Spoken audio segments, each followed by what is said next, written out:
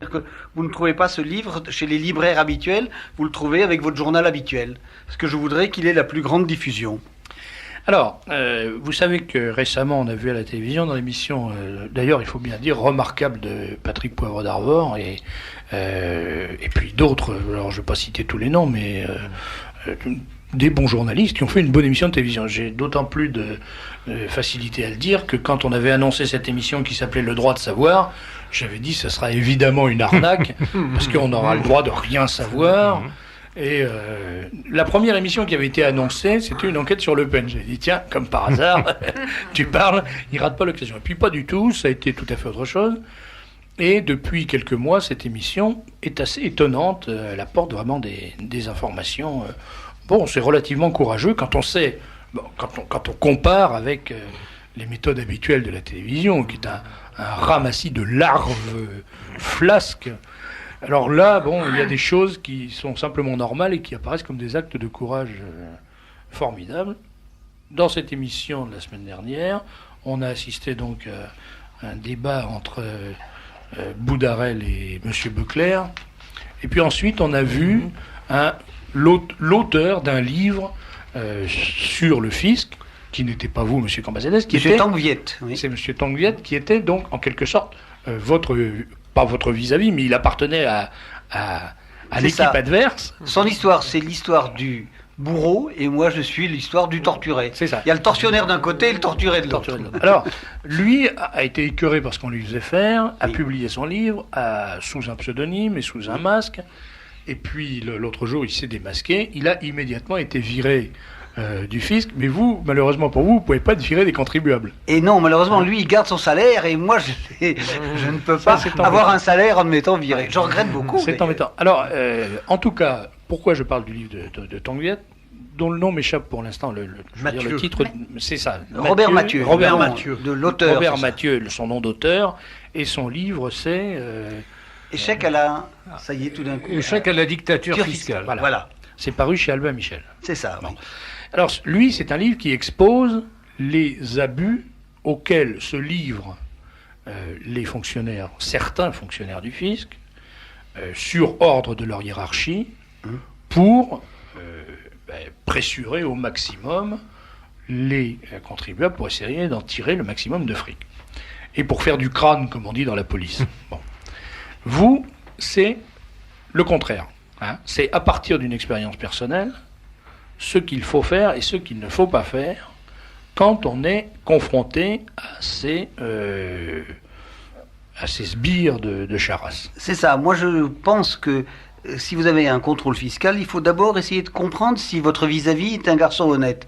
Moi, ça m'est arrivé, je veux le répéter, il y en a des honnêtes. Et s'il est honnête, vous pouvez lui expliquer ce qui vous arrive et c'est normal qu'il y ait des contrôles. Moi, je ne suis pas un révolté contre le contrôle fiscal, n'est-ce pas? Mais il y a beaucoup, beaucoup trop de petits voyous dans ces milices fiscales, de gens qui sont... Dire, je vous posais une question, quand vous aviez 16 ans, est-ce que vous auriez voulu, vous, qu'on vous paye vos études, qu'on vous paye pendant vos études, à condition que vous engagiez toute votre vie, d'aller faire pleurer, toute sa vie, non, 15 ans, disons. Pendant 15 ans de sa vie, d'aller torturer son voisin? Ah, moi non. Enfin, c'était pas, mes camarades de classe qui étaient comme ça. Mais... Oui, c'est pas du tout des gens sympathiques. Donc vous avez, ce que je veux dire par là, une probabilité que votre contrôleur fiscal soit un petit voyou, une très grande probabilité. Alors ce que je veux mettre en avant, c'est que si vous tombez sur un plus méchant que les autres, vous avez les moyens de vous défendre. Alors je veux d'abord expliquer ce qui m'est arrivé, et je veux surtout dire aux gens quels sont les moyens pour gagner. Parce que, peut-être que je suis trop optimiste, mais je ne le crois pas, parce que c'est mon exemple, et je vous le donnerai tout à l'heure. Se défendre, ça veut dire gagner. Alors, moi, plus mes entreprises, n'est-ce pas? Parce que je suis directeur d'entreprise, donc je n'ai pas 100% de mes affaires. Mais le contrôleur marron, qui je l'appelle El Corazon par dérision, m'a redressé de 1 milliard de centimes, 10 millions de francs. Et aujourd'hui, parce que j'ai discuté avec son supérieur, j'en suis à un redressement nul. C'est-à-dire qu'il me redresse de 200 000 francs, mais il y a 200 000 francs que je n'ai pas déduits de mes revenus. Donc, vous voyez, à partir de zéro, comme il fait bien monter la soupe, hein, comme il fait bien monter la crème, on est parti, je ne dois rien, il m'a demandé 10 millions de francs. Donc je crois que je suis un exemple limite, et les autres seront moins limites que moi, et même avec un cas limite comme ça, on peut gagner. Gagner, ça veut dire quoi? Je le répète, ça veut dire ne pas payer, mais moi je vais maintenant attaquer le gouvernement français parce qu'il m'a gêné dans mon travail, j'espère avoir des indemnités, je vais les attaquer à Strasbourg pour les droits de l'homme, et j'espère encore gagner. Ce qui veut dire quoi? Parce que je crois que c'est ça qui est important. Je voudrais dire à tous ceux qui ont un contrôle fiscal pénible de ne pas se désespérer. Ils peuvent gagner. Alors il faut prendre un expert. S'ils n'ont pas les moyens, il faut dire qu'ils en prennent un. Il faut menacer son inspecteur d'aller demander l'interlocuteur départemental, ça lui fait peur et il réduit ses prétentions. Il faut demander la saisine des tribunaux administratifs et il faut en toute occasion ne jamais lui laisser l'initiative des coups. Ah, vous savez, Monsieur Cambacédès, je recevais juste avant vous n'étiez pas dans le studio, je ne sais pas si vous avez entendu, mais je recevais le colonel Masset. J'ai entendu, oui. Et maintenant, je vous reçois, vous. Or, je trouve que vous avez un point commun, tous les deux. Et je suis très content que vous soyez venus tous les deux ce soir pour cette émission, parce que ça fait de cette émission une espèce de guide du bon usage de la démocratie en France. Oui. Il ne faut pas oublier qu'on est dans un pays où les choses sont possibles. C'est vrai qu'il y a un totalitarisme mou qui nous menace en permanence, mais on peut parfaitement résister. On peut résister d'abord en ouvrant sa gueule. Ça, moi je dis qu'il faut parler, il faut gueuler, il faut dire qu'on n'est pas d'accord, il faut dire que les députés socialistes sont, pas tous, mais beaucoup, des crapules, des voleurs et des malhonnêtes gens. Il faut dire que nous sommes dirigés dans ce pays par un pantin qui est un imposteur. On en a eu la démonstration avec ce que nous expliquait le colonel Masset il y a 2 minutes. Il faut dire que l'administration, pas toute l'administration, mais une certaine partie de l'administration est totalement pourrie, que certains fonctionnaires, pas tous les fonctionnaires, mais certains sont des crapules. Il faut dire ces choses-là, il faut les gueuler. Ça, c'est le travail des journalistes. Ensuite, il faut se défendre contre ces gens-là. Et les institutions permettent de le faire. Se défendre contre ces gens-là, c'est ce que vous, M. Cambacédès, vous avez fait victorieusement, c'est ce que le colonel Masset a fait victorieusement, c'est-à-dire qu'on peut se battre. On n'est pas broyé par le système, on n'est pas en Albanie. Je vous remercie de le dire, c'est très important. Personne ne viendra chez vous à 5h du matin pour mettre une balle dans la nuque, c'est pas comme ça que ça marche. Pas encore. Non, M. Figueras, non, la France est un état de droit, moi je suis pas du tout pessimiste. Moi je me suis battu, et j'étais menacé, il y a eu des gens qui ont essayé d'avoir des pressions sur moi, mais on ne m'a pas mis en prison. Je n'ai pas eu une balle dans la tête, comme vous dites. Non, je suis bien de votre avis. Chaque contribuable peut se défendre. La France est quand même un pays de liberté, même si on n'est pas d'accord avec les gens qui nous dirigent. Mais je veux que chacun ait le courage de dire « je peux me défendre, ce n'est pas dangereux pour moi ». C'est ça. Il n'y a pas de danger physique. Non. Et il n'y a même pas, dans votre cas, la démonstration est éblouissante, il n'y a même pas de danger financier, puisque d'un homme mort financièrement, tué par une amende fiscale d'un milliard de centimes, vous sortez complètement lavé et débarrassé de cette amende, ce qui est quand même formidable. C'est formidable. Alors, je vais ajouter une petite chose, c'est que l'homme qui a voulu m'abattre financièrement, je regrette que lui ne soit pas plus puni que ce qu'il l'est. Ça, si vous voulez, j'essaie d'être perfectionniste. Oui. Je trouve que, prendre M. Tangviet, par exemple, si vraiment il a été renvoyé de sa fonction, je trouve qu'il ne devrait plus avoir de salaire. Parce que moi qui suis entrepreneur, comme si j'avais un commerce, comme si j'avais une petite entreprise, ce qui est mon cas, quand j'ai fermé mon entreprise, parce que je l'ai fermée, quand j'ai eu cette somme énorme qui m'est tombée dessus, il a fallu que je paye des indemnités de licenciement à 5 personnes, n'est-ce pas? Et j'ai payé des indemnités et je n'ai pas eu, moi, le droit au chômage, puisque je suis patron. Alors, je trouve que la France est un pays de droit, et je vous remercie de l'avoir dit, parce que c'est important de montrer qu'on peut se battre, on ne risque rien, on n'aura pas une balle dans la tête, parce qu'on sera contre les ordres de M. Mitterrand ou de M. Charras. Mais néanmoins, si vous êtes fonctionnaire, au maximum, on vous demande de ne plus travailler. Si vous êtes un petit propriétaire d'une petite entreprise, qui est mon cas, je suis un éditeur et un écrivain, mais je n'ai pas 500 personnes, si vous en avez 5. Quand vous fermez votre entreprise, vous payez les indemnités de licenciement et vous n'avez pas de droit de chômage. Vous voyez, donc il y a une inégalité quand même. Je veux dire, si vous êtes entrepreneur et vous êtes à la tête, par exemple, d'une petite entreprise de plomberie, vous envoyez un plombier faire une installation de chauffe-eau chez une vieille dame, et le lendemain matin, la vieille dame, elle est passée à patresse parce que le chauffe-eau fuyait. Et bien vous, entrepreneur, vous êtes puni par la justice. Vous êtes puni, condamné sévèrement, et vous pouvez faire de la prison. Mais un magistrat instructeur qui, dans le cadre d'une instruction, prend un violeur ou un assassin et dit, écoutez, monsieur, pendant l'instruction, je vais vous remettre en liberté, le gars sort de prison et va de nouveau tuer ou violer quelqu'un, le magistrat en question ne sera en aucune manière sanctionné. Il y a en France une irresponsabilité totale de la fonction publique qui, ajoutée au pouvoir démesuré de cette même administration, provoque de véritables catastrophes. Il y a une impunité chez les contrôleurs fiscaux, comme dans la fonction judiciaire, c'est-à-dire les juges d'instruction, qui est impensable. Impensable. Vous avez bien raison de le souligner, oui. Alors, je ne voudrais pas qu'on rentre trop dans le détail de votre livre, parce qu'il faut que, de votre guide plutôt, il faut que les, je vous remercie. Il faut l'appeler contribuables guide, lisent, oui. Mais j'aimerais quand même que vous nous donniez les grandes lignes.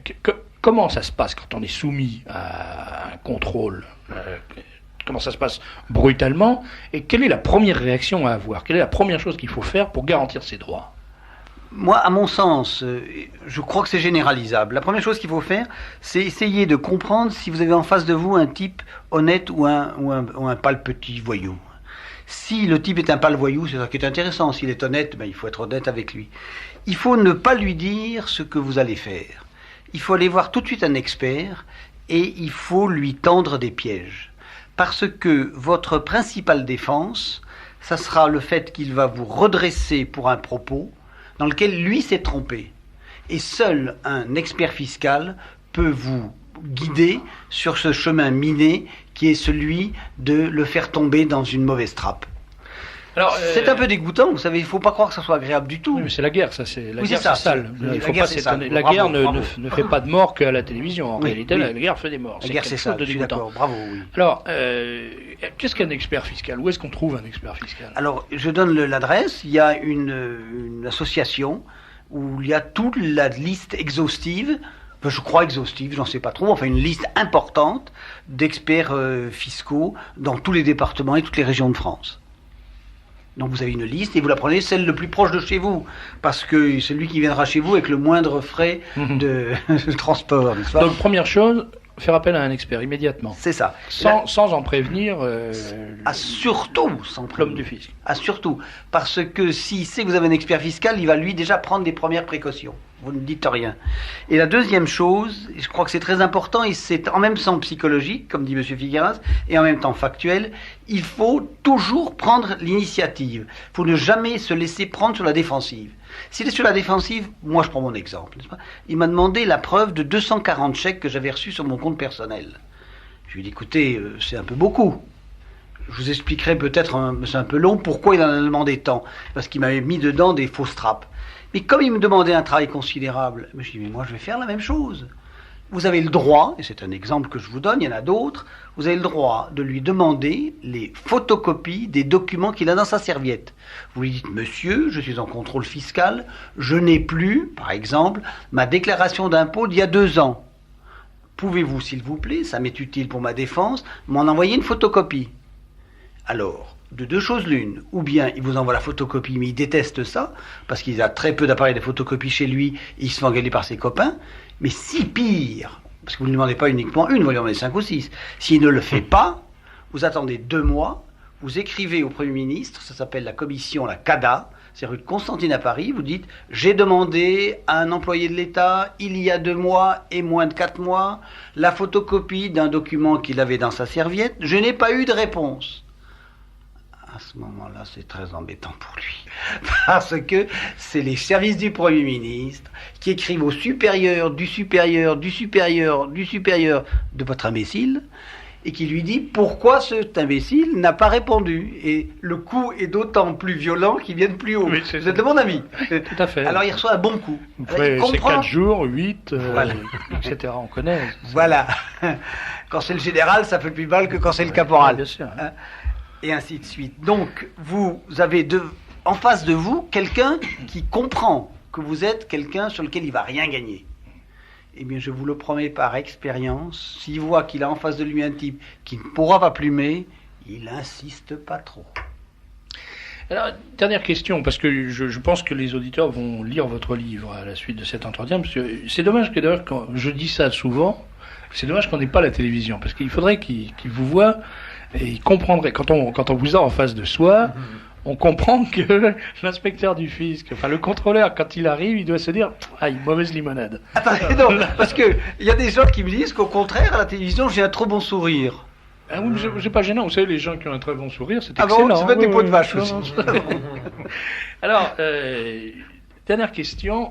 Comment avez-vous découvert ces trucs-là? Parce que vous nous parliez de la CADA, par exemple, à l'instant.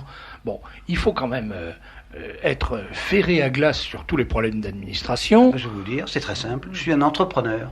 Et à mon avis, un entrepreneur, c'est un type qui ne dort pas tant qu'il n'a pas trouvé. Si j'avais un café, moi, je ne dormirais pas tant que je n'aurais pas trouvé comment mettre 6 personnes sur le comptoir et non pas 5. Si j'étais plombier comme vous, je trouverais un moyen de faire des soudures en 10 minutes et non pas 5 minutes. Je suis auteur d'économie, mais ce n'est pas ma fonction d'auteur qui fait ça. C'est que je cherche dans toutes les difficultés qui m'arrivent à trouver une solution. Mais croyez pas que je les ai trouvées toutes seules. J'ai passé des nuits à me retourner dans mon lit à chercher la solution. Et pour prendre cet exemple de la CADA, vous avez raison de me donner un exemple précis. J'ai eu une histoire très très très difficile. Il m'a manqué une facture très importante dans mon dossier et la facture avait disparu. Et moi je suis quelqu'un qui a du nez. Vous savez, je pense que vous aussi, je réfléchis mais surtout je sens les choses. Et je dis, oh, l'enfoiré, il me l'a volé ma facture. Donc j'ai tout fait pour la retrouver. Et au début, pour la retrouver, j'ai fait le gentil. Et ça n'a pas réussi. Donc je suis allé voir mon expert fiscal parce que je voulais trouver la solution. Il m'a dit, monsieur, faites comme ça. Donc l'histoire que je vous ai racontée tout à l'heure. C'est ça. Mais écoutez, le résultat, c'est que vous avez, non seulement vous en êtes bien tiré, mais vous avez eu la détermination, l'intelligence et le courage, il faut dire, parce qu'il faut un certain courage. Là, vous allez au-devant d'un 3e contrôle, à moins qu'il soit carrément dégoûté. Ah, je pense que je vais droit à la prison, moi, plutôt. Vous voyez, c'est plutôt les oranges dont il faudrait parler maintenant. Bon, on vous enverra des oranges, mais puis bien d'autres choses. Mais donc, vous avez eu le courage de publier ce guide d'autodéfense contre le fisc. Contrôle fiscal, défendez-vous, les miliciens du fisc, c'est pas la peine de prendre un pistolet. L'arsenal des lois et des textes en France est tellement complet que, vous le démontrez, on peut parfaitement résister en utilisant la loi contre quelqu'un qui vous attaque, en utilisant la loi. Je dirais que là, c'est en quelque sorte à armes égales, chacun sa chance, mais c'est le courage et la détermination qui l'emportent. Et j'ajouterais pour finir que, à mon sens, le contrôlé a un avantage sur le contrôleur, c'est qu'il joue sa vie. Oui. Tandis que le contrôleur, lui, il joue une note, il joue une prime. Si vraiment il sent de la résistance, il est forcément moins déterminé. Si vous saviez à quel point c'est vrai, dès que vous lui résistez, vous sentez le type qui fuit. C'est fou. C'est vraiment comme un carnassier avec un herbivore. Moi, je suis le carnassier, vous comprenez? Il va me bouffer. Alors, j'aboie. Et je le vois comme une vache. Vous savez, les vaches, c'est gentil, les vaches. Mais quand l'herbe est pas bonne, elle va à côté. S'il y a un chien qui aboie, elle mange le morceau d'herbe à côté. Voilà. Il fuit. Contrôle fiscal, défendez-vous, les miliciens du fisc, d'Olivier Cambacédès. C'est paru aux éditions SGB 9 rue d'Aboukir, Paris 2e. Mais si j'ai bien compris, c'est en vente dans les kiosques NMPP également. C'est ça, c'est en vente chez les marchands de journaux. Bon. Alors vous le demandez chez votre marchand de journaux, et si vous ne le trouvez pas, vous le commandez. Et les marchands de journaux, contrairement aux contrôleurs du fisc, dès que vous leur demandez un document, ils vous l'envoient, vous n'avez pas à attendre 2 mois. Merci monsieur Cambacédès, et puis bon courage dans vos aventures fiscales. J'espère que ça va se calmer quand même, parce que je pense que vous êtes plus intéressé par votre entreprise. On va peut-être écouter un petit peu de musique pour introduire mon prochain invité, si j'ose m'exprimer ainsi. Je te remercie. tu vas être surpris. Alors mon cher Jean-Pierre Tardif, avant d'aller plus loin, je vais me permettre de vous tester. Je vais te tester d'ailleurs, parce que comme on se tutoie dans le civil, il n'y a pas de raison qu'on se tutoie pas à la radio. Je vais te tester, je vais voir si tu es un Mozartien sérieux ou simplement un des innombrables Mozartiens qui sont nés avec l'année du bicentenaire. Oui, mais je vais te surprendre parce que tu sais que je fais une émission à cette radio depuis maintenant 3 ans et qu'il m'étonnerait fort qu'au cours de l'année Mozart, je fasse une émission sur Mozart. D'abord parce que j'en ai fait les années précédentes avec le livre d'Henri Guéon, Promenade avec Mozart, et tu as eu la gentillesse de m'écouter 2 fois et tu m'as vivement complimenté pour ces émissions. Je suis enchanté en particulier. Admirable. Et il y a du Mozart partout. Il y en a au métro Jasmin. Il y en a. Moi, personnellement, ça m'ennuie moins que quand c'est du Goldman, par exemple, ou du Bruel. Oui, non, mais on est bien d'accord. Voilà. Il vaut mieux. Non, mais c'est bien évident. Bon. Je préfère marcher dans du Mozart. Mais il y a tellement de journalistes qui en parlent partout. Et c'est pour ça que je suis là ce soir. C'est parce que je reviens de Prague, où j'ai été invité à ouvrir. Oui, mais attends, tu n'auras pas. Hein. Je veux d'abord que tu répondes à la question. Oui, non, mais je sais, le concerto en la majeure de Mozart. S'il m'avait dit je ne sais pas. Concerto pour piano et orchestre. L'autre jour, je parlais avec l'abbé Vartel dans l'émission de Jean Ferré. Non, c'est pas dans l'émission de Jean Ferré d'ailleurs, c'est dans l'émission de Tan Collin. Et j'expliquais que je faisais du latin pour me distraire. Oui. Et l'abbé Vartel me darde un regard malicieux et me dit comment dit-on oui en latin. Et j'ai dit toi mon ami, drôlement méchant parce que c'est très difficile de dire oui en latin. Il y a peu de gens qui savent puisque ça figure pratiquement dans aucun texte. C'est très rare dans les textes. Il avait essayé de me démontrer que ce que je disais n'était même pas. Est-ce que tu as su répondre oui en latin? Ita. Alors, j'ai essayé de te coincer aussi, il n'y a pas de raison. Parce que si tu m'avais dit, bah non, je ne sais pas du tout ce que c'est une musique, quoi. Oui. C'est de la musique avec un piano, c'est tout. Non, j'ai pas assez entendu pour savoir qui était l'interprète quand même. C'est le concerto en La majeur. C'est le concerto en La majeur que j'ai 488. Alors attends, l'interprète, j'ai essayé de deviner. J'ai pas bien entendu. C'est peut-être Gesanda et l'orchestre du Mozarteum de Salzbourg. Voilà, alors disons que c'est ça. Ça pourrait être ça. C'est Victoria qui me dénonce. Non, parce que j'ai fait signe qu'on me passe la aussi savant que les tostes vins. Non, c'est Barenboim. Doctus cum libro. Alors c'est Boom. C'est Daniel Barenboim. Barenboim. Barenboim. Ouais. Je connais pas ça. Barenboim. Donc c'est qui Barenboim? Non, je connais pas. Il est passé à la télé hier, moi je le Ah oui, on le voit beaucoup. On le revoit à la télévision. Si vous croyez que je connais tous les gens qui passent à la télé. Il repasse par la fenêtre. Mais à la Bastille. Bastille, ça sera difficile de passer par la fenêtre. Donc, alors arrêtons de dire du mal. Alors, tu es allé en Tchécoslovaquie. Alors, je suis allé en Tchécoslovaquie. Et alors, je voudrais parler de 2 choses. D'abord, du bicentenaire, l'ouverture du bicentenaire Mozart. Là-bas, dire tout de même que Prague a été une ville de bonheur pour Mozart, que c'est là qu'il y a écrit Don Juan, que c'est là qu'il y a écrit la Clémence de Titus, que c'est surtout là qu'il y a rencontré Casanova, et que tout ça est absolument passionnant, et j'ai essentiellement parlé de ça dans ma conférence, en essayant de faire rire un peu le public, parce que les autres conférenciers étaient vraiment assez rasoirs. En quelle langue tu as fait ça? En français, mais avec des traductions, c'était traduit simultanément. Et je voulais dire 2 choses. La première, c'est que j'ai été surpris par la médiocrité des représentations et de ce que j'ai pu entendre, tant en musique de chambre que en lyrique, avec un Così fan tutte qui était si mal chanté que la cantatrice principale a escamoté 20 minutes de musique au 2e acte. C'est la première fois en 30 ans qu'il m'est donné l'occasion de voir un tel bide. Elle a coupé quoi? Elle a coupé tout un air, l'air le plus important de Così fan tutte au 2e acte, elle l'a carrément pas chanté. Et le duo qui suivait n'a pas eu lieu, ce qui fait que elle devait tomber dans les bras d'un Jules de Fortune, et que tout d'un coup on a vu le mariage. Alors plus personne ne comprenait. Oui, enfin, on connaît quand même un peu le livret. On sait bien qu'à notre époque ça va très vite, mais enfin. Mais c'était un peu surprenant. Qui était cette cantrice, parce qu'on va lui retirer une syllabe pour la punir. On peut même, je crois que la castratrice, la castratrice de Così fan tutte, eh bien, elle s'appelait Stofenia Kalashkava. Tu vois, c'est un nom facile à se souvenir. Comme ça, nos auditeurs sont prévenus. Mais je pense notamment à mes amis grimpés. Si un jour il y a Stofenia Kalashkava, elle est très jolie. Elle est très jolie, et j'ai dit au secrétaire des Beaux-Arts de Václav Havel qui m'avait invité, je lui dis, il a été très choqué, mais tant pis. Je lui ai dit, elle est au moins la maîtresse du directeur. Parce qu'elle est tellement ravissante et elle chante tellement mal qu'il y a certainement quelque chose qui explique cela. C'est pas possible. Alors donc, Mozart et la Tchécoslovaquie en ce moment, c'est pas... Mozart, Tchécoslovaquie, ça marche pas. le grand Je vais vous dire pourquoi ça marche pas. Parce que je voudrais aussi parler un peu du pays, parce que j'ai lu ici et là, j'ai même entendu ici à des libres journaux des choses un peu optimistes sur la Tchécoslovaquie.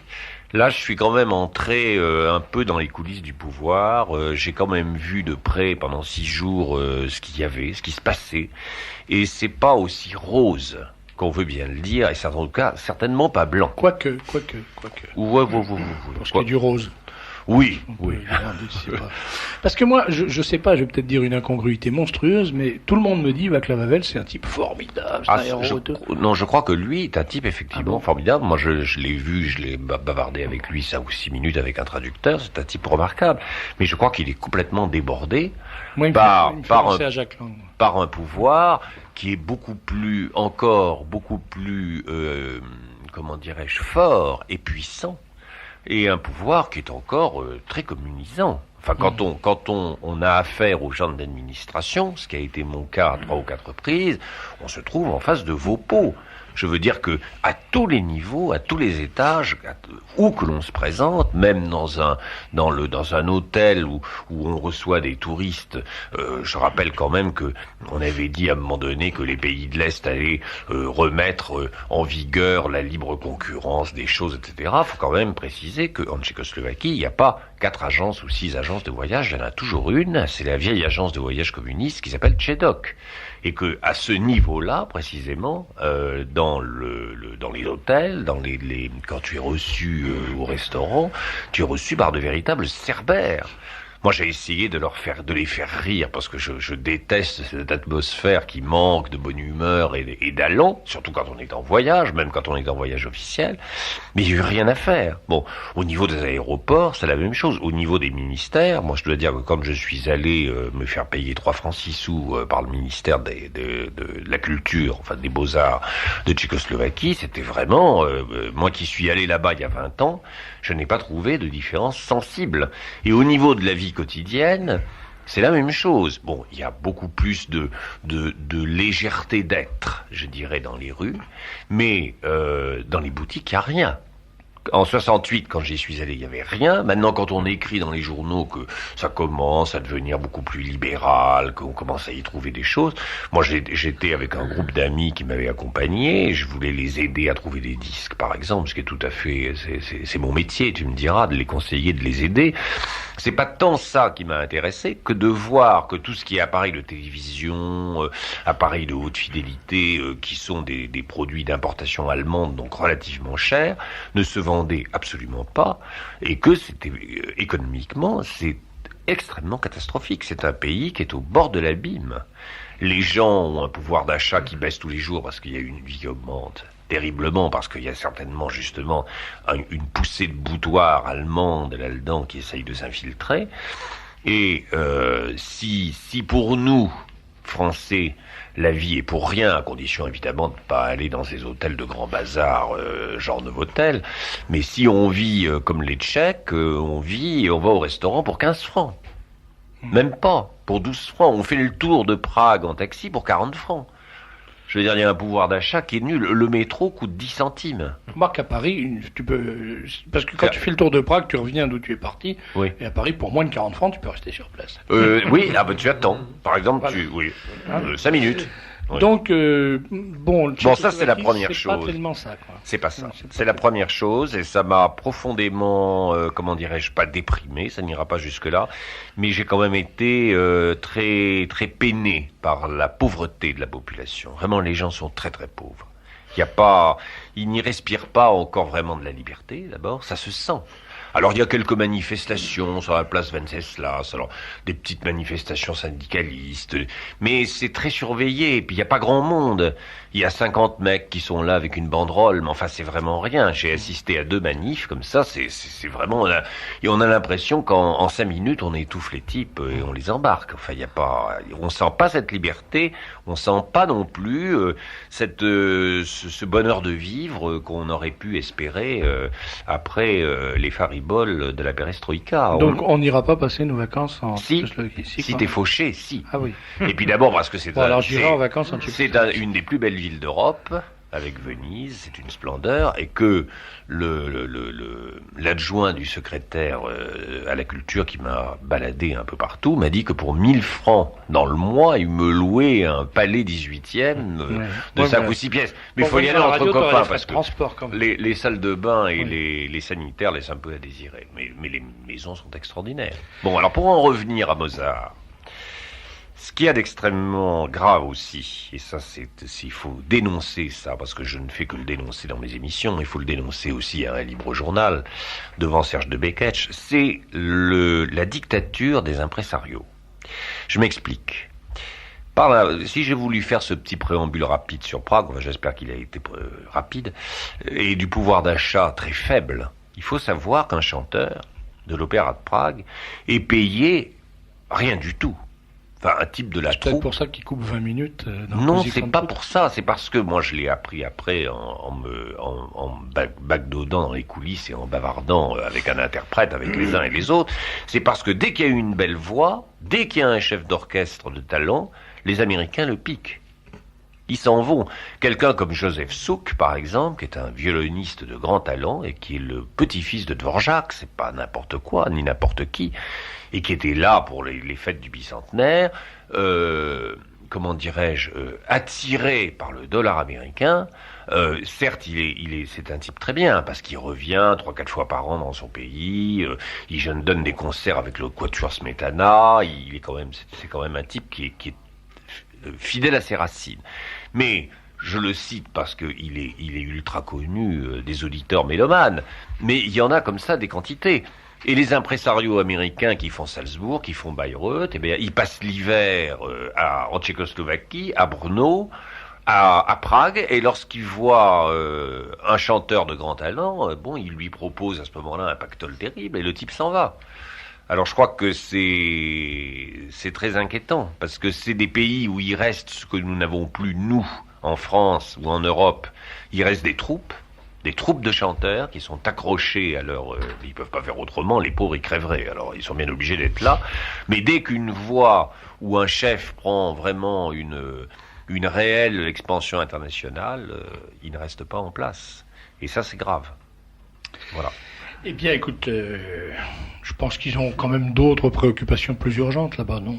Ah, tout à fait. Parce que, à mon avis, on peut... Tout à fait, mais attention, ils vivent beaucoup du tourisme. Ouais.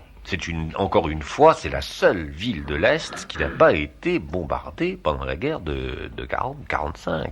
C'est absolument intact. Donc, ils comptent beaucoup sur le tourisme. Et l'année Mozart, pour eux, c'est quand même extrêmement important. Mozart a passé des journées, des mois entiers à Prague. Il y a écrit des œuvres magnifiques. Il y a écrit Don Juan, quand même. Enfin, c'est l'œuvre la plus célèbre de Mozart. Alors, c'est quand même embêtant de se penser qu'on risque au mois de novembre, où je suis à nouveau invité, je vais retourner là-bas, assister à un Don Juan qui va être chanté par des padelles. Moi, c'est quand même inquiétant. Alors, un auditeur nous dit, l'agence Tchedoc existe depuis très longtemps, elle n'était pas communiste. J'ai 80 ans, j'ai eu affaire à elle dans les années 30. C'est donc une agence de tourisme. Ah oui, sans doute, oui, mais enfin, je voudrais bien savoir entre 47 et... Est-ce qu'elle a été? Elle n'était pas avant, c'est certain. Et puis alors, sois gentil de répondre en deux mots. Que pensez-vous de la flûte enchantée sur scène, filmée par Ingmar Bergman? Beaucoup de bien. Chanté. Oui. Moi j'ai adoré, j'ai trouvé ça admirable. Mais admirable. Parce que ça n'est pas du cinéma-opéra. C'est de l'opéra qui a été filmé avec une caméra. C'est très différent. Oui. C'est quand même un grand Ingmar Bergman. Oui.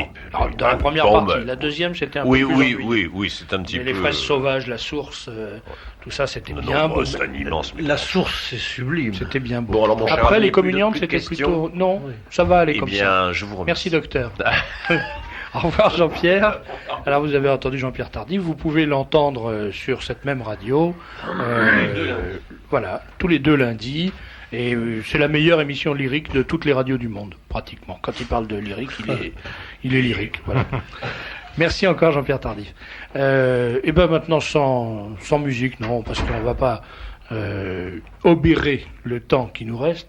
Je me tourne vers André Figueras. André, vous avez fait œuvre d'historien une fois de plus. Vous êtes en train de faire œuvre d'historien. Et vous vous préparez à publier un ouvrage dont le thème, sinon le titre, est 11 amiraux dans l'ouragan de l'histoire.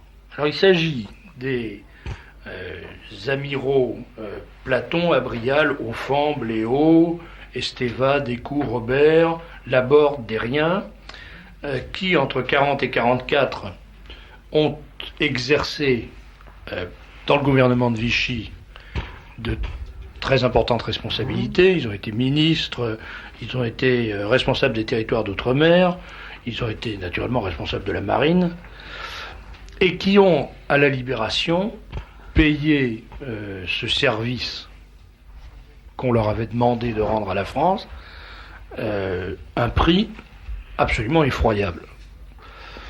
Alors, vous avez trouvé des documents, vous avez été mis en présence et en possession de documents que j'ai vus, qui sont plus qu'émouvants, qui sont déchirants. Il s'agit de la correspondance privée de ces amiraux en prison. Exact. D'ailleurs, je dois dire que tout au long de ma vie, il m'arrive comme cela des choses qui me tombent, pour ainsi dire, du ciel, et qui m'apportent des éléments inattendus sur des domaines que je connais mal et à partir desquels je m'informe, je complète ce que j'ai pu obtenir et j'arrive à des résultats surprenants. Car il existe encore, mais cela diminue chaque jour, il existe des gens qui possèdent des documents ou qui ont des témoignages à fournir. Ces gens-là, naturellement, sont de moins en moins nombreux. Je dois dire que j'ai ainsi un grand remords. Il y avait un vieil homme qui habitait dans l'arrière-pays niçois et qui périodiquement m'écrivait « Venez me voir vite, parce que je n'ai plus longtemps à vivre. J'ai été témoin de la reddition du général de Gaulle à Verdun et je voudrais vous le raconter. » Et puis je n'avais pas l'occasion d'aller à Nice. J'ai tardé. Et quand je suis enfin descendu sur la Côte d'Azur, cet homme était mort. J'ai perdu là un témoignage essentiel. Il y a comme cela des documents qui sont livrés ensuite à des héritiers qui s'en moquent ou qui n'en savent pas la valeur, qui les perdent. Il y a des gens qui ont des témoignages et qui ne les donnent pas. Je sais que le général Koenig, à son lit de mort, a dit « J'ai cru que j'aurais le temps ». Il avait des choses très accablantes pour De Gaulle à dire et à écrire. Il avait cru qu'il aurait le temps et puis la mort l'a pris. Et pour vous donner un exemple, aujourd'hui même, j'ai reçu du capitaine de corvette Fournier, qui était l'officier d'ordonnance de l'amiral Marquis. L'amiral Marquis était préfet maritime à Toulon pendant la guerre. Et le commandant Fournier me raconte une scène qui s'est passée à bord du cuirassé Strasbourg, lorsque le maréchal Pétain est venu passer une revue navale à Toulon. Et dans le carré du Strasbourg, un jeune journaliste qui était là et qui avait de l'audace pour l'époque, dit tout d'un coup au maréchal « Monsieur le maréchal, ça se passait à fin 40. Monsieur le maréchal, est-ce qu'on peut vous demander ce que vous pensez du général de Gaulle ?» Et l'amiral Darlan, qui était là, mais scandalisé, épouvanté, essaye de faire taire ce confrère, et le maréchal lève les mains et lui dit « Laissez ». Et voici ce que répond exactement le maréchal, et cet officier de marine l'a noté tout de suite après l'incident. Voilà ce qu'a dit le maréchal. « Mon jeune ami, votre question n'est pas du tout indiscrète, et j'y répondrai même avec le plus grand plaisir. D'abord parce que je connais bien le général de Gaulle, je l'ai compté plusieurs fois parmi des officiers de mon état-major, il a été mon élève à l'école de guerre, nos deux familles se connaissent bien, je suis au moins moralement le parrain de l'un de ses fils. » Curieux ça. Bref, puisqu'il était nécessaire que le drapeau français continue à être représenté auprès des Alliés jusqu'à l'arrivée des étoiles, dit-il en levant légèrement ses yeux bleus vers le ciel, je suis a priori heureux qu'il s'en soit chargé. Malheureusement, j'ai une crainte. Connaissant son orgueil et sa vanité, j'ai peur que d'une affaire strictement militaire, il en fasse une affaire politique, auquel cas la France sera divisée en deux, il y aura beaucoup de pleurs et beaucoup de sang. Fin 40, le maréchal avait bien compris.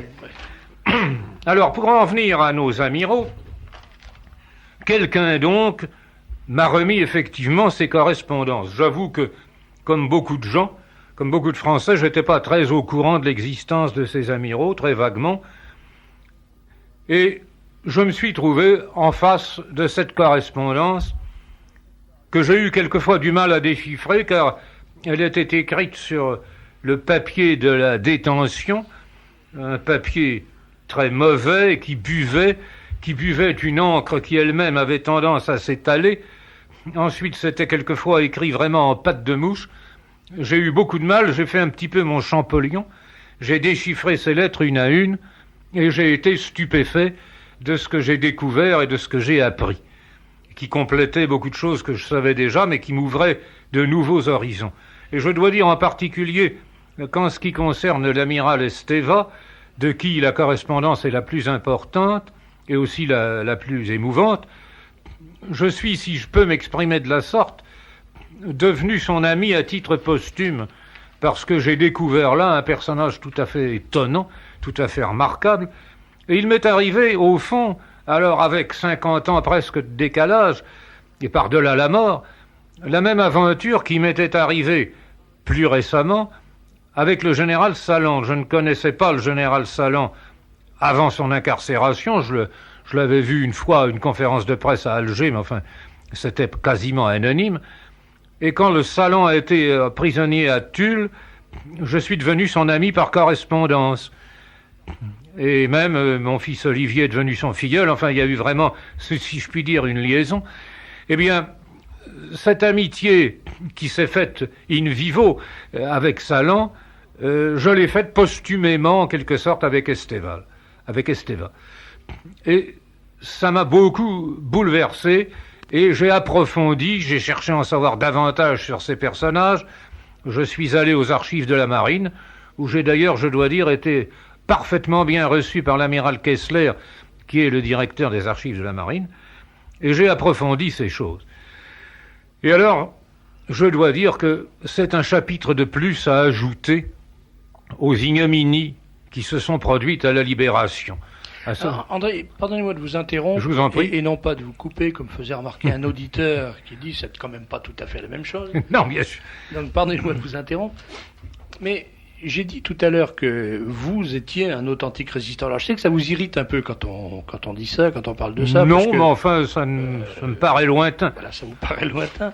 Mais je voudrais vous demander de faire un effort de retour sur vous-même et d'essayer de retrouver l'état d'esprit dans lequel pouvait être le jeune homme sortant de la résistance, qui avait combattu avec toute sa foi, avec tout son enthousiasme, quand en 1945, il a été le témoin de l'épuration.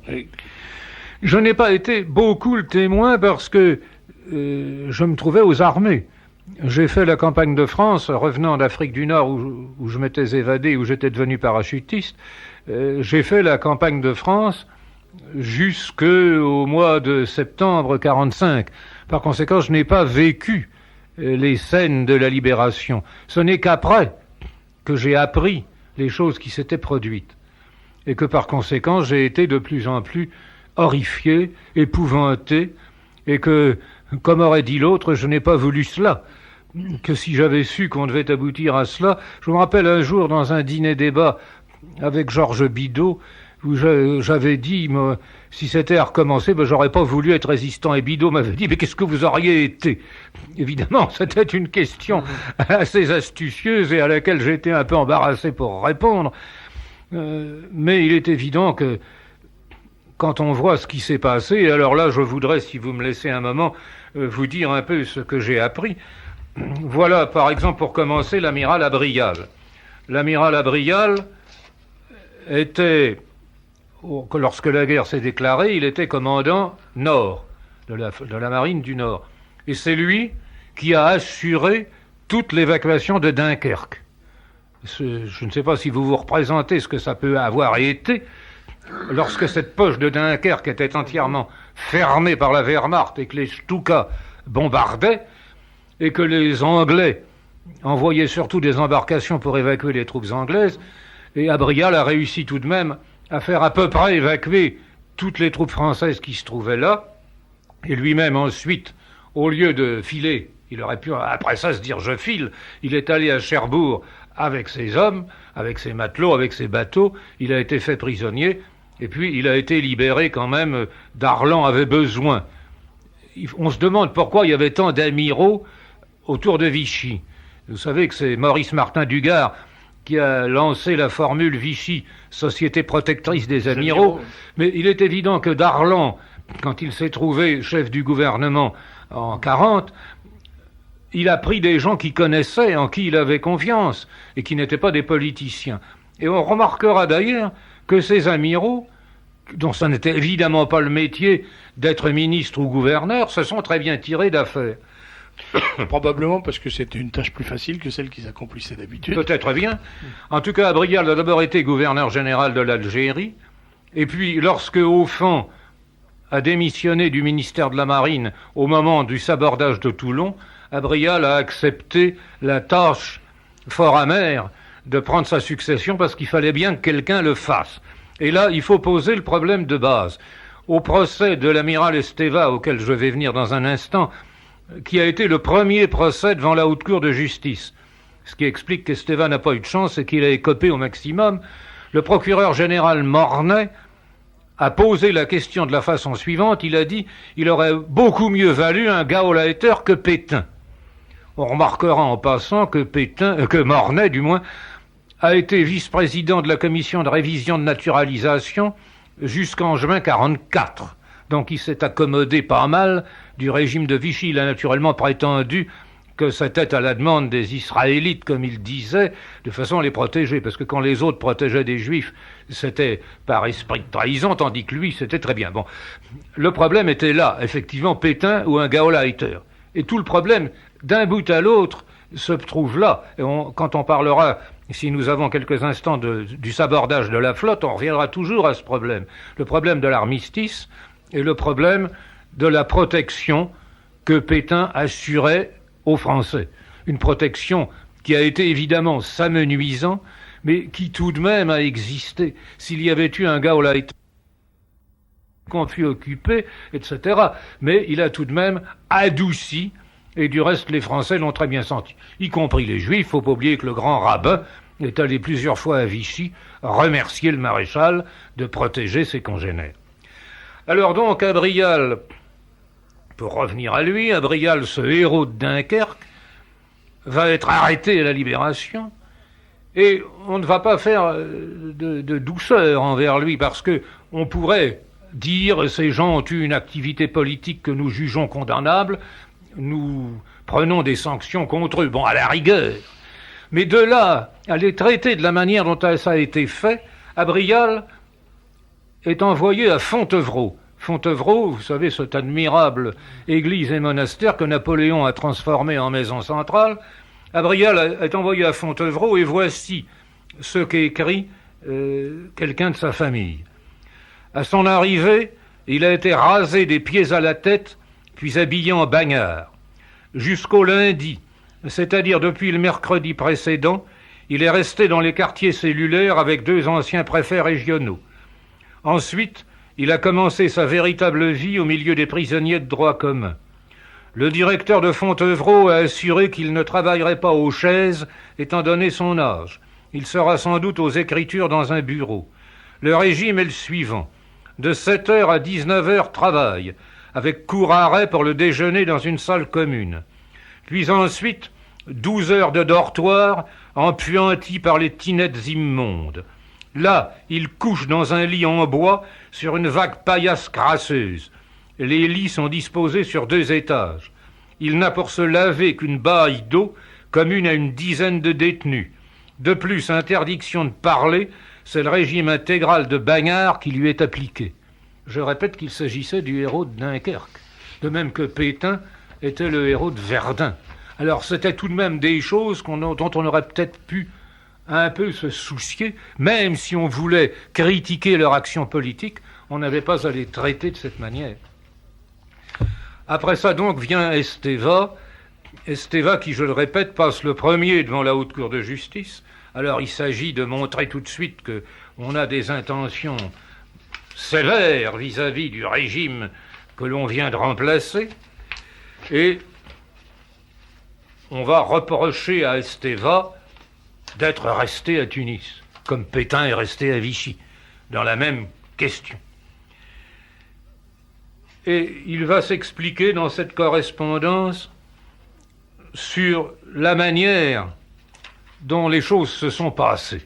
Parce que quand les Américains ont débarqué en Afrique du Nord, lui, Esteva, qui était en contact avec Murphy, le représentant de Roosevelt, avait expliqué qu'il fallait débarquer aussi en Tunisie, parce que sinon les Allemands allaient immédiatement s'y installer et créer une zone de résistance dangereuse. D'ailleurs, je publie dans mon livre une lettre de l'amiral Cunningham, qui était le commandant en chef anglais en Méditerranée, une lettre que l'amiral Cunningham a écrite à Esteva pendant qu'il était en prison, le 5 octobre 1957. Mon cher amiral, j'ai reçu votre lettre du 18 septembre, lue avec grand intérêt et sympathie pour votre exposé personnel des événements où pendant la guerre vous fûtes en cause.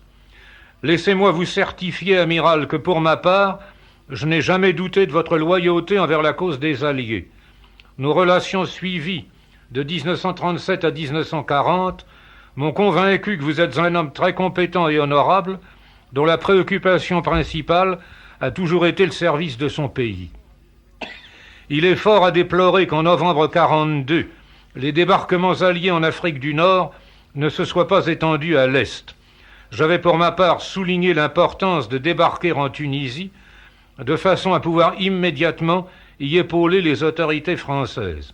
Vous connaissant, j'étais certain que les Alliés auraient été les bienvenus et que vous auriez été heureux de saisir l'occasion de reprendre la guerre aux côtés des Alliés. J'ai toujours été certain qu'à cette époque en Tunisie, vous agissiez en sous-main.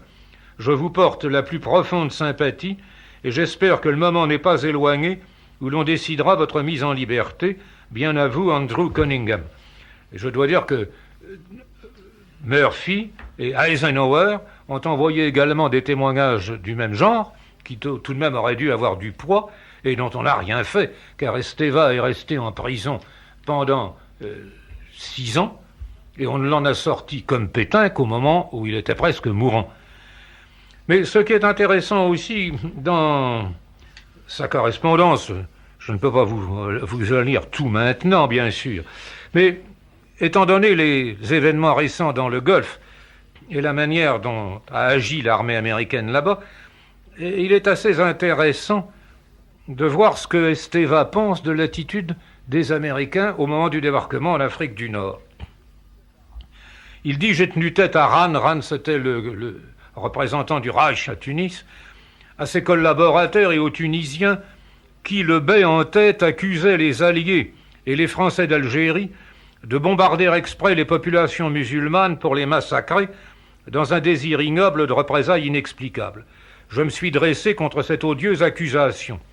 Les erreurs de visée, l'ignorance des équipages américains, leur inaptitude étaient amplement suffisantes pour expliquer les destructions de nos villes, Bizerte, Sousse, Sfax, bien des quartiers de Tunis et tant d'autres agglomérations moins étendues. Triste besogne que les opérations paraissaient justifiées, mais qui n'ont pas fait grand mal aux gens de l'Axe, ni à leurs plans ou mouvements. C'est seulement en février 1943 que les sous-marins et avions de Malte ont commencé à détruire systématiquement les navires qui ravitaillaient et approvisionnaient les troupes de von Arnim.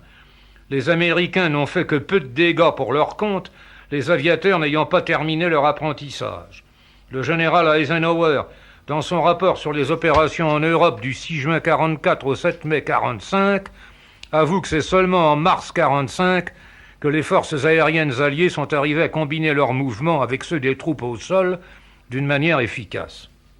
Et il ajoute ceci, qui est tout de même fort symptomatique. Nos amis et alliés ont bien su, quand ils ont bombardé nos ports, en 1944 notamment, ce qu'ils faisaient. Les ouvrages et établissements, les arsenaux, les bassins, les appareils et l'outillage, les remorqueurs et engins de servitude ont subi des dommages tels que la reconstruction et le remplacement dans les ports de guerre ou de commerce de tout ce qui a été détruit, dans les chantiers aussi privés ou d'État, dureront longtemps et nous coûteront des sommes qui auraient été mieux employées ailleurs. Voilà, c'est une accusation qui est quand même assez sérieuse. Bon, je ne peux pas... Encore une fois, ces correspondances, oui. Elles n'ont jamais été publiées, elles sont totalement... Non, bien sûr, elles sont tout à fait des correspondances privées. Je me suis d'ailleurs posé la question, est-ce que je les publie ou pas? Parce qu'au fond, elles n'ont pas été décidées, n'ont pas été écrites pour cela. J'ai résolu la chose de la façon suivante. Je me suis dit, j'en expurge, pour ainsi dire, tout ce qui est intime, tout ce qui touche aux familles, tout ce qui touche aux questions trop personnelles.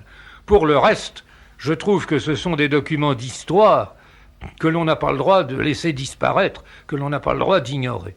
Et dans le cas d'Esteva, encore une fois, c'est celui dont j'ai le plus de correspondance, il faut aussi révéler une personnalité tout à fait inattendue. Bon, je sais que dans la marine où il règne un certain humour acerbe dont j'en me suis aperçu. Alors on disait, Esteva n'a pas connu l'amour, un tel autre n'a pas connu la mer, un tel autre qui est resté à un petit grade n'a pas connu Darlan, etc. Mais en même temps, ses camarades avaient tout de même surnommé Esteva le saint de la marine. Et le fait est qu'il y a dans sa correspondance la révélation d'une véritable âme mystique. Je ne vous cite que ce court passage qui est caractéristique. « Dieu m'a guidé, et si je suis dans un état qui paraît une malédiction, qui est une épreuve odieuse, il m'a imposé le tourment de cette retraite. » Je m'interromps pour dire que Esteva lui avait envoyé à Clairvaux, c'était pas mieux que Fongombault, pour me faire comprendre le néant de ce qui, aux yeux des hommes, paraît être le maximum de la satisfaction. Honneur, titre, service rendu, distinction de toute nature, mérites éclatants, gloire terrestre, les objets de l'ambition humaine ont peu de valeur, sont fragiles, et la fidélité au Dieu tout-puissant n'est que le seul bien auquel ne peut attenter la méchanceté des hommes. Personne ici-bas ne me privera de l'amour que j'ai pour lui, pour mes frères de misère qu'il m'a donné l'ordre d'aimer. Il m'a permis de sauver nombre d'entre eux, et de certains je n'ai été l'objet en échange que d'ingratitude, même de persécution. Ma seule espérance est de me faire dire par le juge qui nous donnera le rang auquel nous aurons droit pour l'éternité que j'ai été un bon et fidèle serviteur. C'est assez étonnant. C'est remarquable. Oui. Et il y a de nombreuses pages de ce ton. Je ne veux pas naturellement vous lire tout. Alors, ce livre qui me paraît très avancé... oui, il sort à la fin du mois. Il sort à la fin du mois. Sur les épreuves, là. Donc, il sort à la fin du mois. J'ai les épreuves là sous les yeux, oui. Sous le titre 11 amiraux dans l'ouragan de l'histoire. Et il sort aux éditions André Figueras. Bah oui, comme toujours. Comme toujours. Comme toujours. Quel est de tous ces amiraux, en dehors d'Esteva, pour lequel vous nous avez dit que vous aviez une espèce de ah oui, une passion révélation d'amitié, d'abord. Quel est celui qui vous paraît avoir été traité avec le plus d'injustice par l'histoire? Bah, ils en sont plusieurs, parce que j'ai encore quelques moments pour parler des autres. Il y a la Borde, probablement. Oui, il y a la Borde, il y a le cas de Platon, d'abord. Platon était un personnage apparemment assez difficile, qui n'avait pas beaucoup d'amis, et il avait été chargé dans le gouvernement de Vichy de s'occuper des sectes. C'était évidemment très dangereux. Et comme Laval, lui, je crois, avait pas mal d'amis francs-maçons, c'était un vieux politicien, à un moment donné, il a trouvé que Platon était gênant dans cette affaire et il l'a assigné en résidence en Dordogne. Alors la Dordogne, aux approches de la Libération, c'était les grands maquis rouges espagnols. Et naturellement, ils se sont emparés de Platon. Et selon les informations que j'ai obtenues sur place, parce que c'est une région où l'on parle encore très peu, on a encore peur, selon ces informations, car il y a toujours un mystère sur la mort de Platon, on sait qu'il a été tué par le maquis, mais selon ces informations, il a été écartelé avec des tracteurs. Vous voyez, c'est la modernisation de la mort de Damien. C'est Damien, oui. Il y a un autre amiral qui a été très malheureux, c'est Dérien. Dérien commandait Bizerte, commandait la flotte à Tunis, à Bizerte, sous Esteva. Et quand les Allemands sont arrivés, il avait là quelques vieux bateaux et quelques matelots. Les Allemands lui ont dit, ou vous nous livrez tout ça, ou on écrase tout sous les bombes. Qu'est-ce qu'il fallait qu'il fasse? Bon, il a cédé pour ne pas faire tuer tous ces hommes. Et il est tombé tout de suite entre les mains des gaullistes. Alors il a été condamné, enfermé dans un bagne indigène. Tout ça est plein de délicatesse, vous voyez, pour des gens qui avaient tout de même été des marins admirables, qui avaient été l'honneur et la gloire de notre armée de mer. Et quand il a été aveugle et quasi mourant, on lui a donné une suspension de peine, ce qui lui a permis, 10 jours après, de mourir à l'hôpital. C'est très affreux. Bon, alors il y a Aufan. Aufan est un cas plus agréable, parce que Aufan, d'abord, je l'ai connu, c'était un homme merveilleux, et il était un peu plus jeune. Aufan, lui, n'a pas été arrêté. Le maréchal Pétain l'avait chargé de transmettre en quelque sorte ses pouvoirs à De Gaulle, de façon qu'au lieu qu'il y ait une opposition et une espèce de guerre tout de suite, ça se fasse au contraire dans une sorte de légalité, de façon que l'union des Français puisse avoir lieu. On a fait savoir au fond que s'il se présentait rue Saint-Dominique, il serait immédiatement arrêté. Il s'est dit, ça ne sert à rien de me faire arrêter, et par conséquent, il est resté tranquillement dans un coin où on ne l'a pas beaucoup cherché. On ne l'a pas beaucoup cherché parce que c'était un homme très intelligent, très pugnace, et qui avait un don d'expression remarquable. Il a d'ailleurs écrit d'excellents livres.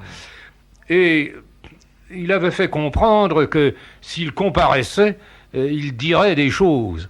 D'ailleurs, il a publié à ce moment-là, sous le manteau, une petite brochure intitulée « Histoire de mes trahisons », où il mettait en cause, en particulier, les gens qui s'étaient débrouillés, qui étaient passés d'un bord à l'autre, comme Missoff ou Lemonnier. Et il signalait assez acidement leur virage, tout en prenant avec beaucoup de vigueur et de courage la défense de la marine dans l'ensemble, et en expliquant qu'elle avait beaucoup contribué à sauver les Français au point de vue du ravitaillement, car elle assurait le contrôle, la protection des convois qui arrivaient. Et il explique que ça n'était pas du tout, ces convois n'apportaient rien qui servit aux Allemands, car les Allemands avaient pour une fois pour toutes déterminé ce qu'ils voulaient prélever sur la France, et s'il en arrivait un peu plus, ce plus ne leur allait pas, ce plus allait aux Français. Bon. Je passe. Vous trouverez dans ce livre toutes sortes de choses, de citations de l'amiral Aufan. Alors, nous arrivons, vous en parliez tout à l'heure, nous arrivons à l'amiral de Laborde. L'amiral de Laborde est un de ceux dont le cas est le plus controversé.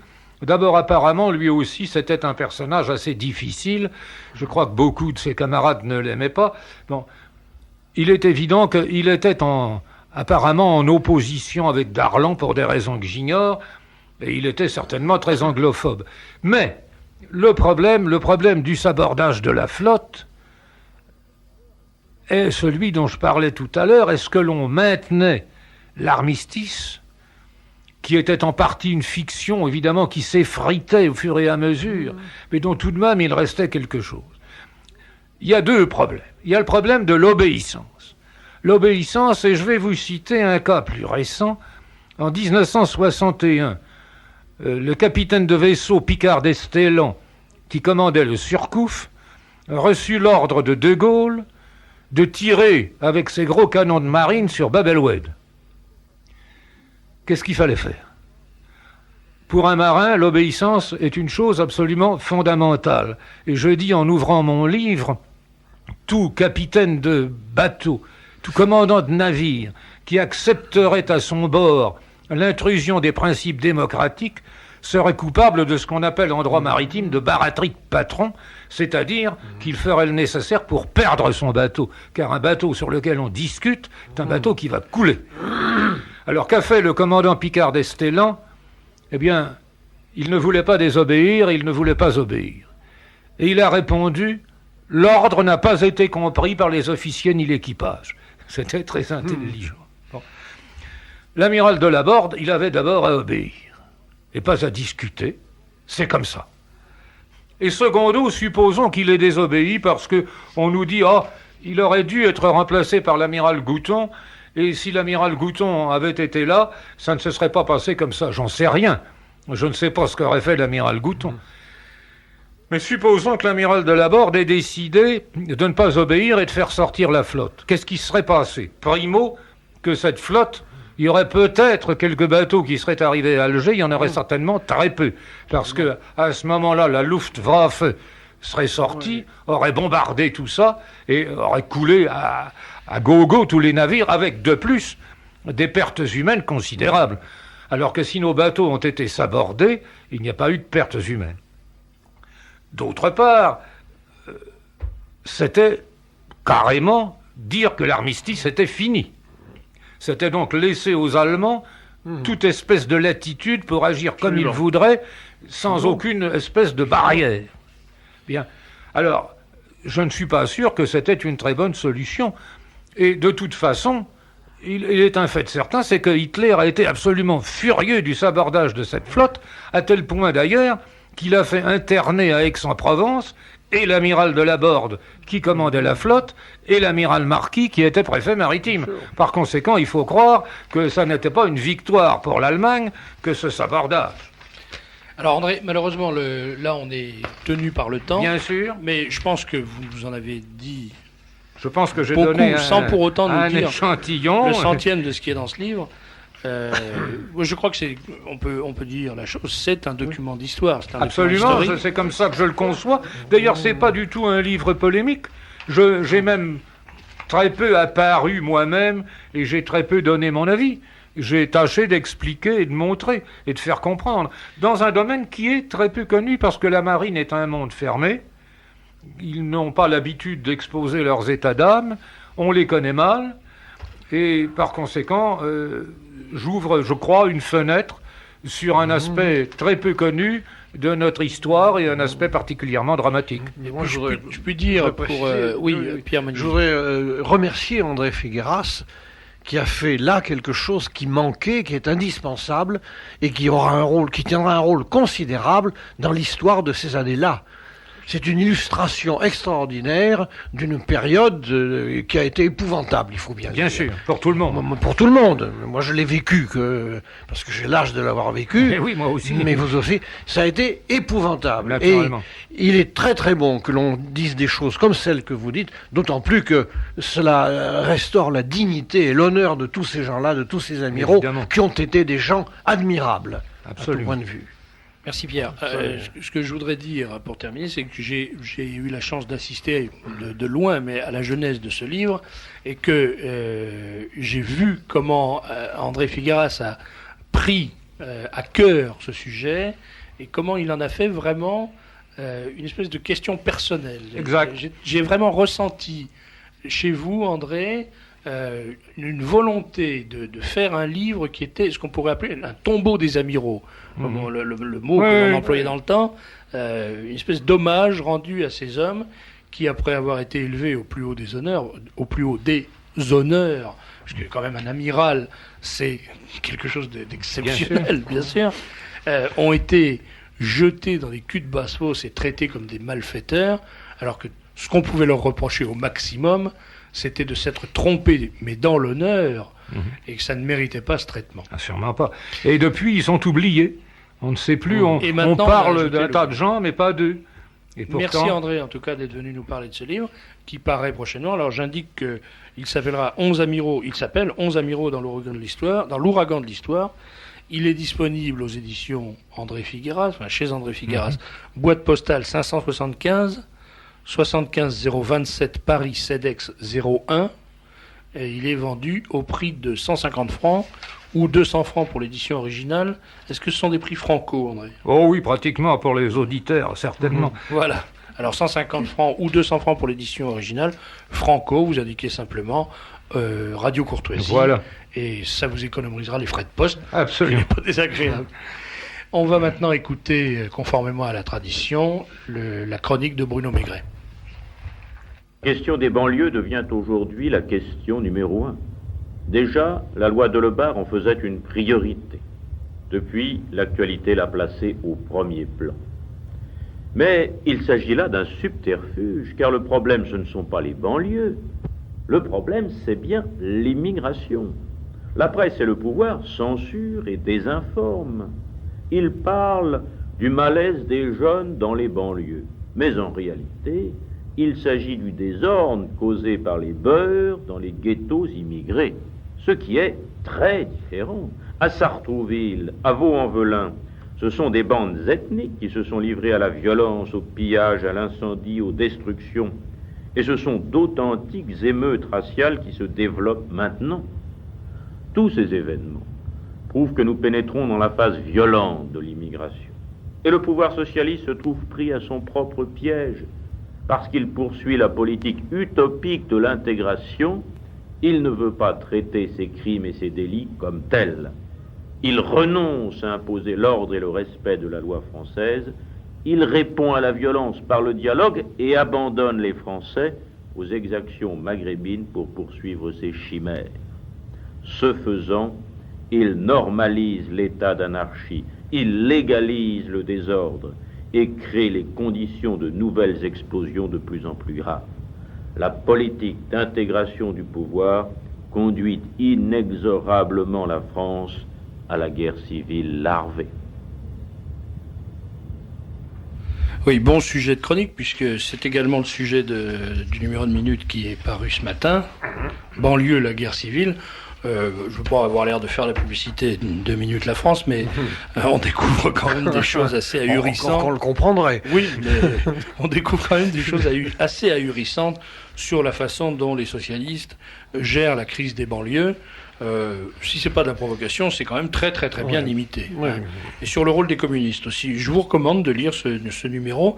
Je vous rappelle aussi que dans le même numéro, l'opération carte postale est relancée, enfin est lancée. Opération qui consiste à acheter pour 100 francs 5 cartes postales que vous pouvez envoyer à l'Élysée, au ministère de la Justice ou à qui vous plaira. Et à l'Élysée, c'est en franchise postale. Et alors l'Élysée, vous n'avez même pas besoin de les c'est affranchir, c'est gratuit, pour faire connaître votre sentiment sur la façon dont la justice est rendue en France.